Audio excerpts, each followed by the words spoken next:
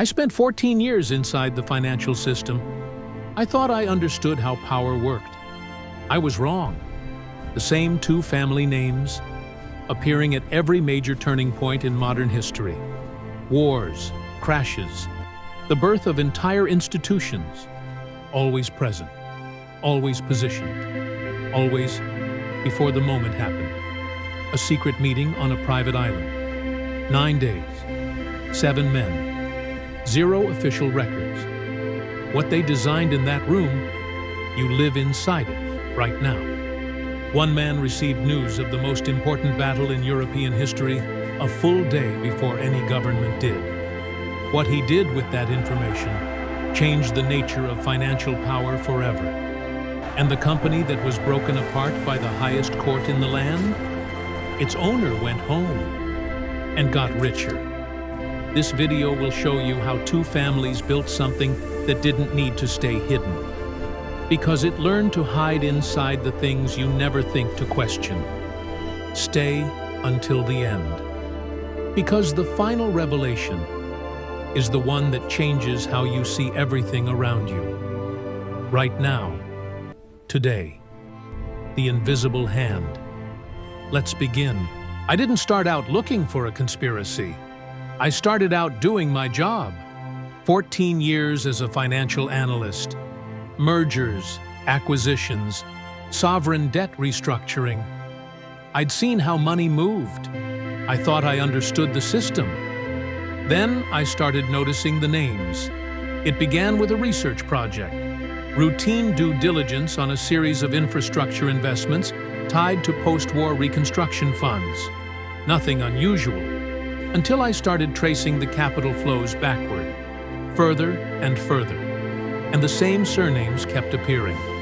Not once, not twice. Every major crisis, every turning point, every moment where the world shifted direction, the same families were already there, before the shift happened. At first, I told myself it was survivorship bias. Rich families stay rich.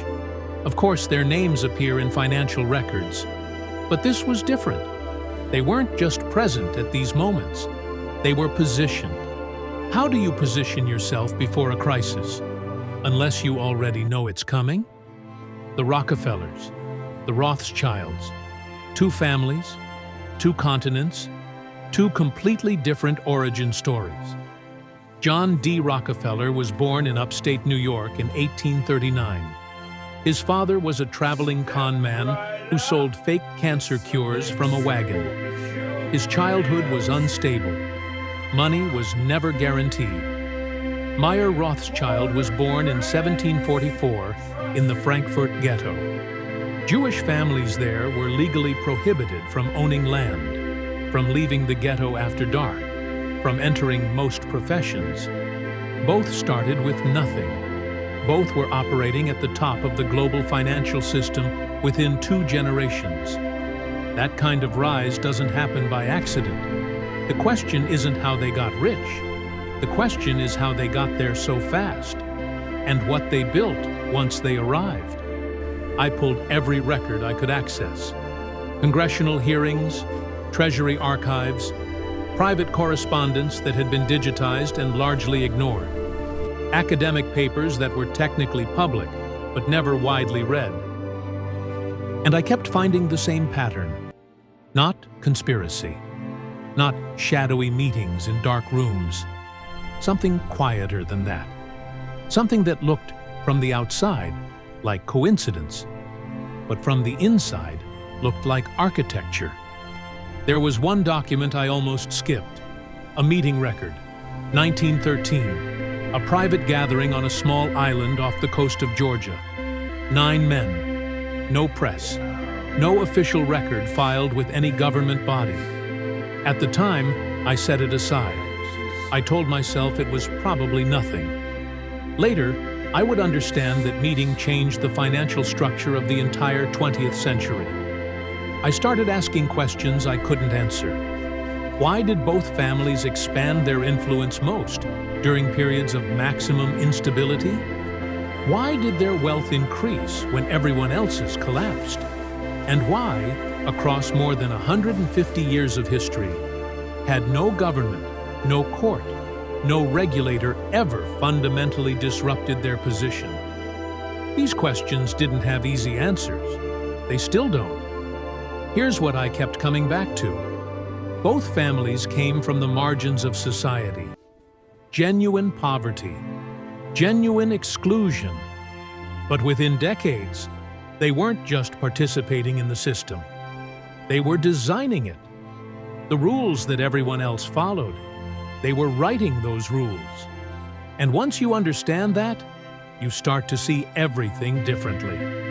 To understand how they built it, you have to start with one man. A man who, by the age of 13, was already charging interest on loans to his neighbors. A man who didn't just want to win. He wanted to make losing impossible. John D. Rockefeller never lost his temper. Not once. Not in any account I ever found. And that, more than anything else, is what made him dangerous. He started his first business at 16. By 23, he controlled a refinery. By 31, he controlled most of them.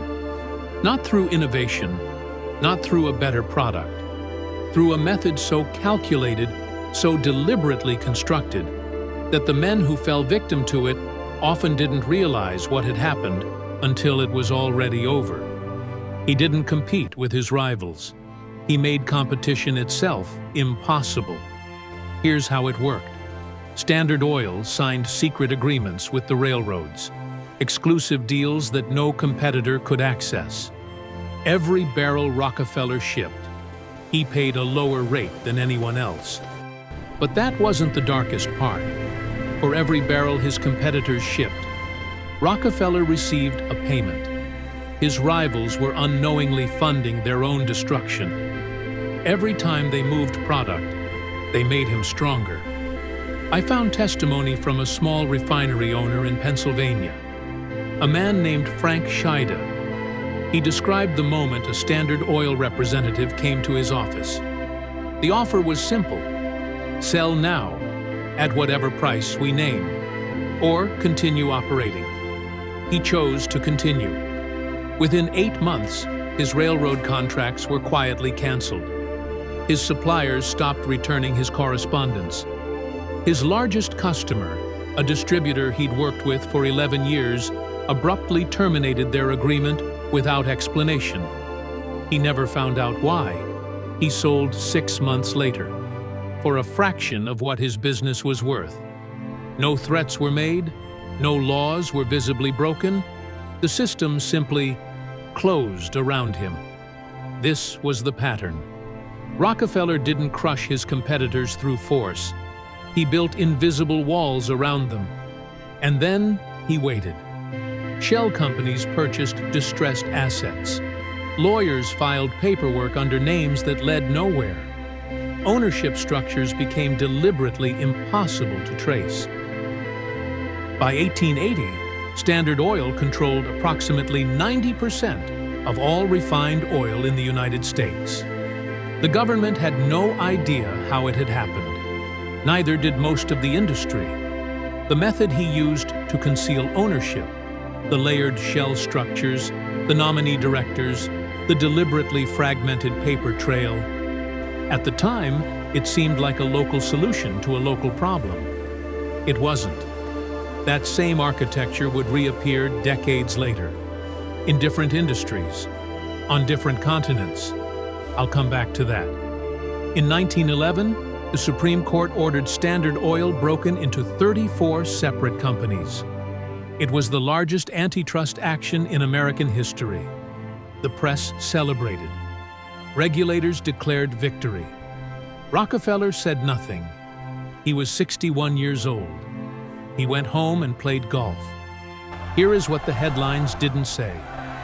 Rockefeller retained majority ownership in nearly all 34 successor companies. The breakup didn't divide his empire. It multiplied it. Within 3 years, his personal net worth had roughly doubled. The court had handed him a restructuring that his own lawyers couldn't have designed better. The question I couldn't stop asking, did anyone in that courtroom understand what they had actually done? The answer, I believe, is no. Because the system wasn't built to be understood from the outside. It was built to be invisible. And invisible systems don't disappear when you draw attention to them. They adapt. But everything Rockefeller built in America, the hidden ownership, the invisible pressure, the control that looked from the outside like nothing at all. The Rothschilds had already perfected it, on a continental scale, a century earlier, before telegraphs existed, before railroads connected cities, before any government in Europe could reliably communicate across borders in less than a week. The Rothschilds already had a faster system. It wasn't magic, it was infrastructure, private courier routes, relay stations, encrypted correspondence, a communication network that stretched from London to Vienna, to Paris, to Frankfurt, to Naples. 5 cities, 5 brothers, one family operating as a single coordinated intelligence unit. No government in Europe had anything comparable. And the Rothschilds understood, before almost anyone else, what that advantage actually meant. Information, arriving hours before your rivals receive it, isn't just useful. It's worth more than any product you could ever sell. June 1815, Belgium, the Battle of Waterloo. Napoleon's fate, and with it, the fate of European financial markets, hung on a single day of combat. Every major investor on the continent was waiting. London was paralyzed with uncertainty. A French victory meant one set of consequences. A British victory meant another. The difference in bond prices would be enormous, but no one knew which way to bet. No one except Nathan Rothschild. His courier network had agents near the battlefield. The moment the outcome became clear, before any official dispatch had been written, before any government messenger had saddled a horse, a Rothschild rider was already moving. Nathan received confirmation of Wellington's victory a full day before the British government did. What he did next was not what most people assume. He went to the London Stock Exchange, and he started selling British bonds, slowly, visibly, with the quiet, deliberate manner of a man who knows something he shouldn't. The market watched him. Rothschild is selling. Rothschild knows something. Napoleon must have won. Panic spread. Prices collapsed. Then, at the bottom of the market, his agents moved through the floor, buying everything they could reach. By the time the official news arrived, the trade was complete.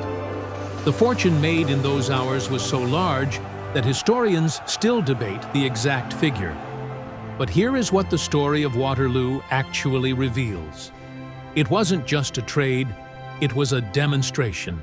The Rothschilds had just shown, to themselves and to anyone paying close enough attention, that controlling the timing of information was more powerful than controlling any physical resource.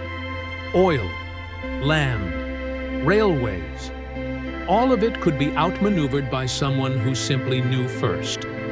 And once you understand that, you start to wonder, how many other moments in history were shaped by someone who simply knew first? I kept pulling records.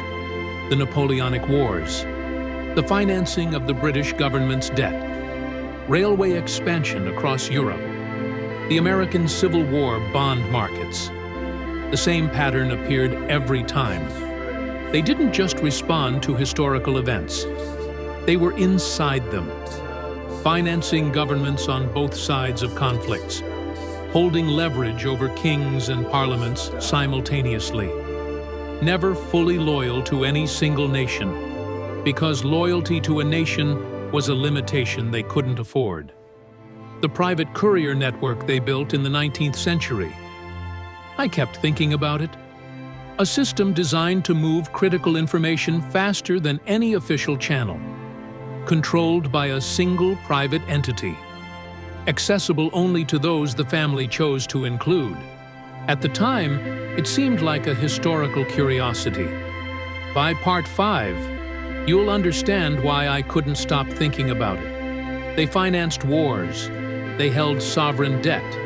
They advised governments that simultaneously believed they were giving the orders. And not a single one of those governments ever truly understood the position they were in. At some point, these two systems began to find each other, the American model and the European model. And when they did, they didn't compete. They recognized each other. Interactive moment. Before we go further, I want you to think about something. 2 words, coincidence or architecture. Because everything I've shown you so far, the timing, the positioning, the invisible networks, it fits both explanations. And I need to know where you stand before we go deeper. Write one of those 2 words in the comments right now, because what comes next will make you reconsider whichever one you chose. November 1910. A private railway car departs from Hoboken, New Jersey. No passenger manifest, no press, no official record of departure. Inside, 7 men. Between them, they represented approximately 1/4 of the entire wealth of the United States. Their destination, Jekyll Island, Georgia. A private hunting club accessible only by boat. A location chosen specifically because it had no permanent staff, no telegraph office, and no way for journalists to approach undetected. They told their wives they were going duck hunting. They were not going duck hunting. What they designed over the next 9 days would shape every financial decision made in America for the next 100 years. I found the original account in the memoirs of Frank Vanderlip, one of the 7 men in that railway car. He wrote about it decades later, after most of the others were dead. He described the secrecy as absolute. First names only. No surnames used, even in private conversation. All documents written by hand, never typed. Nothing that could be traced. Vanderlip wrote, and I'm paraphrasing closely here, that had anyone discovered who was actually on that island, the entire project would have been destroyed before it began. The project was the Federal Reserve, the central bank of the United States, the institution that controls the money supply, sets interest rates, and functions as the financial backbone of the most powerful economy in human history. Designed in secret, by private bankers, on a private island, with Rockefeller-linked capital in the room. Ask yourself this: if the system was designed to serve the public, why did it need to be hidden from the public to survive? The Federal Reserve Act passed Congress in December 1913. Most legislators who voted for it had never heard of Jekyll Island. Many still hadn't when they cast their vote. Here is what took me the longest to process. The Federal Reserve is not a government institution. It is a private entity, with private shareholders, operating under a government mandate. Its internal deliberations are not subject to standard public records laws. Its full audit has never been completed. For over a century, the institution that controls American monetary policy has operated in a space that is simultaneously public and untouchable. Designed that way from the beginning. On a hunting island in Georgia, in 9 days. I kept asking myself, who benefits from a system that looks public but functions privately? And the answer was always the same. This is where David Rockefeller enters the story. 3rd generation. Born into a dynasty that had already rewritten the rules of American capitalism once. He didn't need to build an empire, he inherited one. And then he expanded it into something his grandfather couldn't have imagined. Not through oil, not through railways, through relationships. Over the course of his life, David Rockefeller held private meetings with more than 200 heads of state and heads of government. Not as an elected official, not as a diplomat, as a private citizen. He co-founded the Trilateral Commission. He was a central figure in the Council on Foreign Relations. He attended and helped organize the Bilderberg Group, annual private gatherings of political leaders, central bankers, and senior executives. No press admitted, no transcripts published, no votes cast. In 1991, a relatively unknown governor from Arkansas attended his first Bilderberg meeting. 2 years later, he was President of the United States. I noted that detail and moved on. Later, I couldn't stop thinking about the timing. In his own memoir, David Rockefeller wrote openly about his ambition for a supranational structure of financial and political coordination. He didn't hide it. He published it. And almost no one read it. The most dangerous ideas are never the ones kept in secret. They're the ones hidden in plain sight. In books, nobody opens. These institutions don't make decisions for governments. They shape the environment in which governments make decisions. They define what is considered possible before the conversation even begins. And the men who built them were never elected, never appointed, never accountable to anyone outside the room. I kept returning to one question. If no formal structure exists, no charter, no election, no public mandate, then who, exactly, is responsible for the decisions that emerge from these rooms? I sat with that question for a long time, and then I realized the absence of accountability isn't an oversight, it's the design. I want to tell you something that took me years to accept. There is no secret document, no hidden vault, no single room where a small group of men moves pieces across a global board. That's not how the system works, and that is precisely what makes it so difficult to dismantle. The most resilient systems of control are not the ones built on force. They're the ones built on structure, on habit, on the quiet assumption that things simply work this way, and always have. David Rockefeller died in 2017. He was 101 years old. In his final decades, he spoke openly, gave interviews, published a memoir, attended conferences. He wasn't hiding. And in one passage, a passage that received almost no media coverage at the time, he wrote about his life's work with complete clarity. He described his pursuit of a globally integrated system of economic and political coordination as something he was proud of, not ashamed of, proud.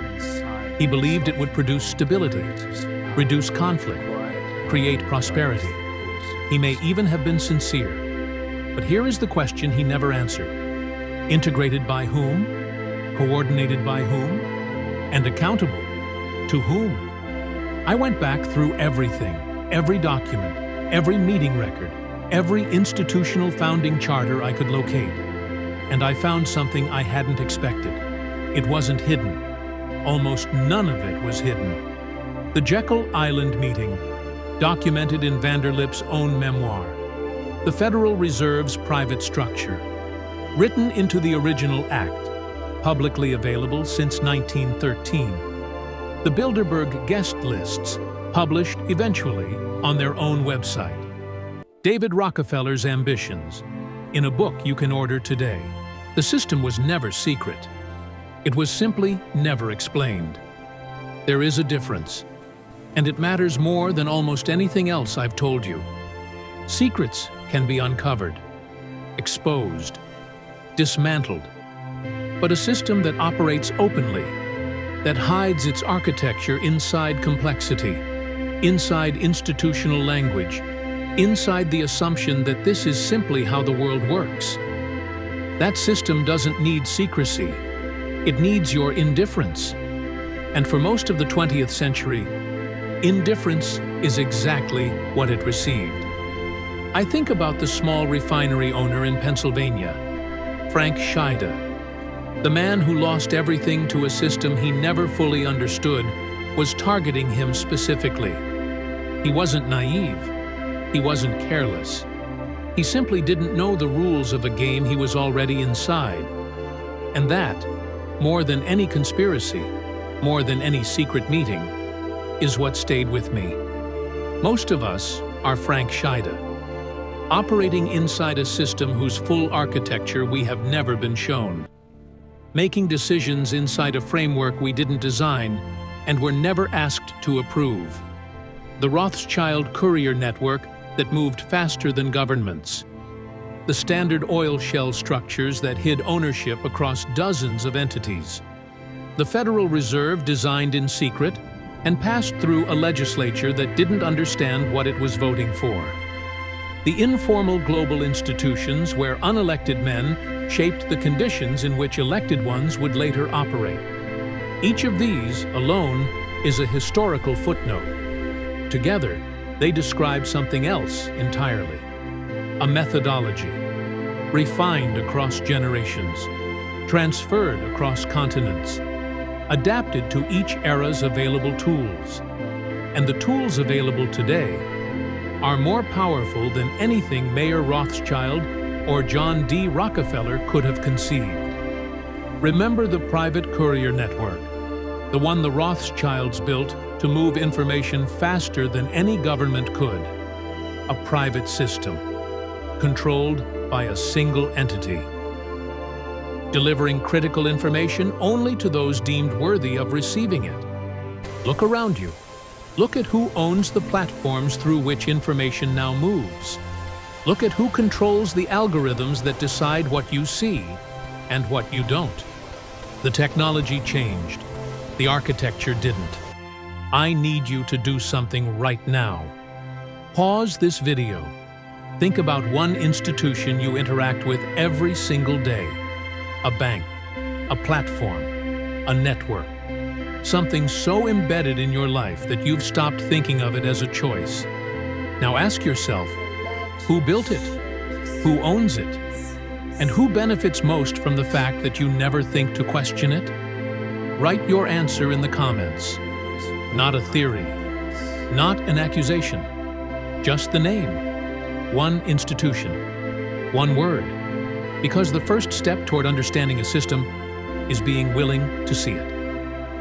Emotional reflection. Maybe it was never a conspiracy. Maybe it was something quieter than that. Maybe it was simply people, extraordinarily capable, extraordinarily patient people who understood one thing earlier than everyone else.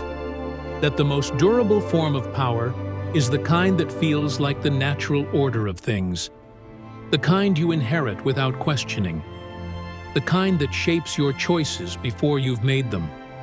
The Rockefellers and the Rothschilds didn't build a cage. They built a world. And then they handed it to us. And we walked in and called it freedom.